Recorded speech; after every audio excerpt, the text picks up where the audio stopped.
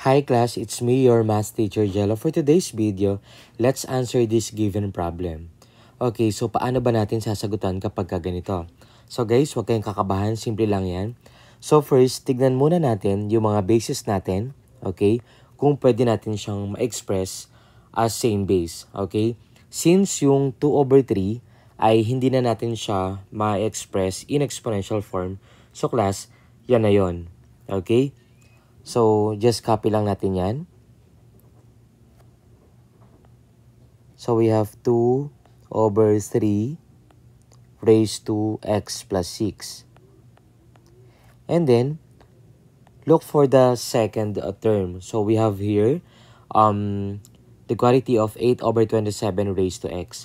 So, class dito, yung 8/27, we can actually express in exponential form. Okay?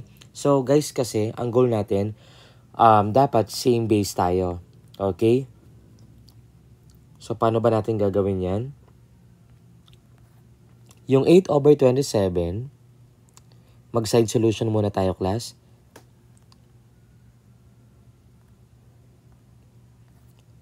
Okay, so 8/27 is actually written, or can be written,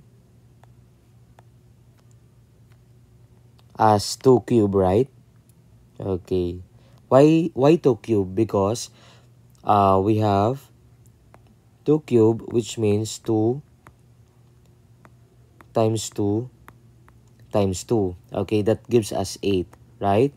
So 2 times 2 is 4, times 2 equals 8. Okay, so we can actually express 8 in exponential form with base 2, right? So which is 2 cube.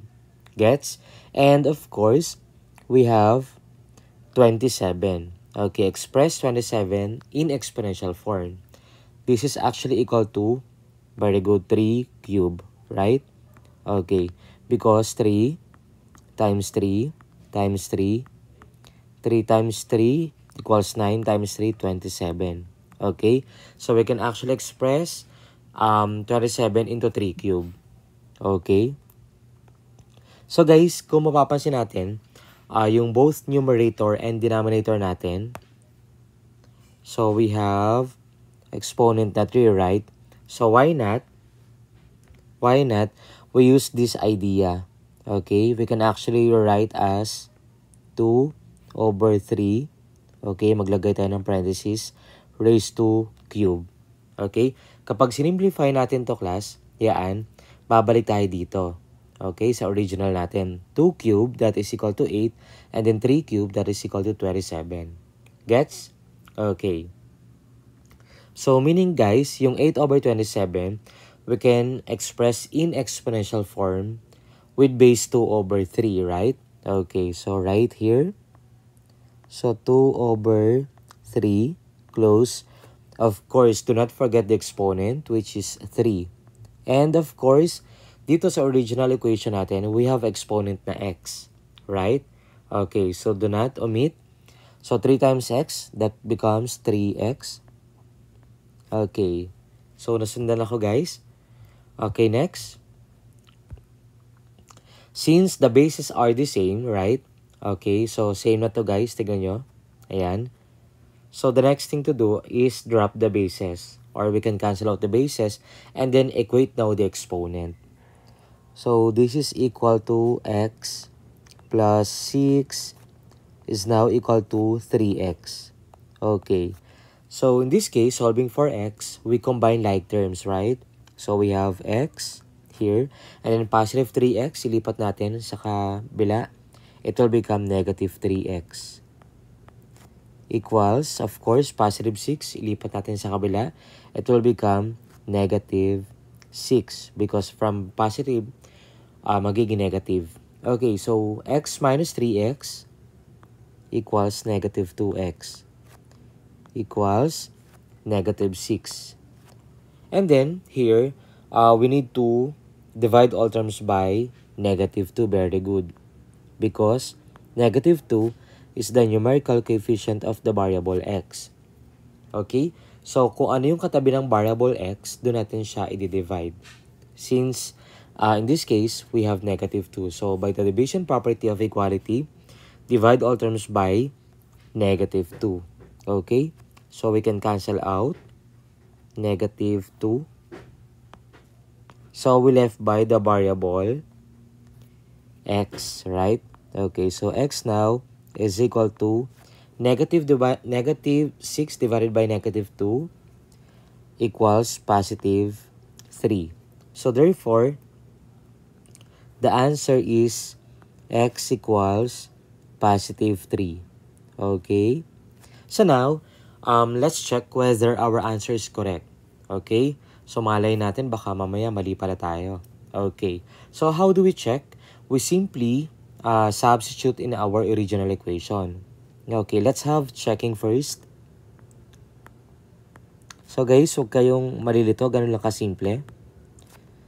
Sa pag-solve ng exponential equation, kinakailangan na meron tayong knowledge about different or loss of exponents. Okay?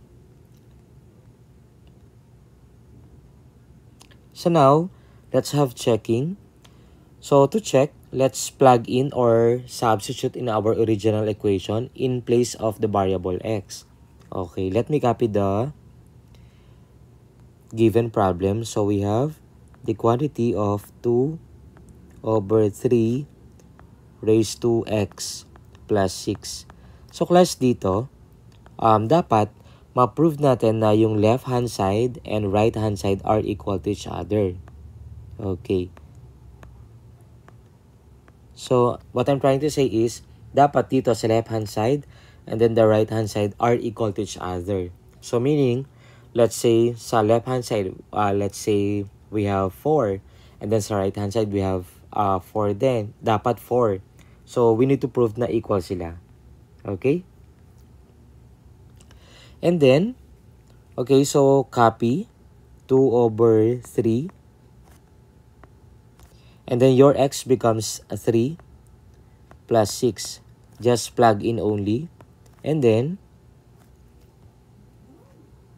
we have 8 over 27 close raised to x. Okay. So, ang goal natin dito guys, dapat maging equal sila. So, simplify natin to. Just copy or bring down 2 over 3 close raised to 9, right? Okay. So, 3 raised to 6. 3 plus 6 equals 9. And then, this one, by the way, bago ko makalimutan, okay, nakalimutan natin i-substitute yung value ng x dito. Sorry for that. Okay, so your x here is positive 3, right? Okay. So, yung 8 over 27, we can actually express in exponential form, right? So, this is equal to 2 over 3 close raised to 3. Take note of that.